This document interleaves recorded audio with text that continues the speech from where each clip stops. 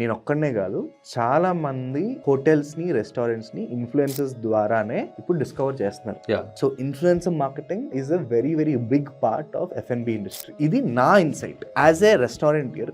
మీ insight ఏంటి influencer marketing గురించి? What you said is correct. Influencer marketing is the key now, no doubt about it. కాకపోతే ఏమవుతుందంటే కొద్దిగా going out of hand. For example restaurant కానీ ఒక outlet కానీ ఏదన్నా ఒకటి మనకి నచ్చింది నచ్చలేదు అని చెప్పేది ఎట్లా ఉంటుందంటే, I may go on Sunday or Saturday, I may not get good service. అంత మాత్రాన అది చెత్త సర్వీస్, వర్స్ట్ ఫెలో అంటానికి లేదు. నేను అనేది ఏంటంటే 1 hour ఎక్స్పీరియన్స్ తోటి you cannot tag the thing. Negative గా ఏదైనా చెప్తున్నారంటే వెనకాల కింద తందన అనేవాడు కొలరు. అవును అంతేను, వీళ్ళు ఇంతేను. 70% ప్రాఫిట్స్ వస్తుంటే కూడా వేదవులు మంచి ఫుడ్ ఇవ్వరు.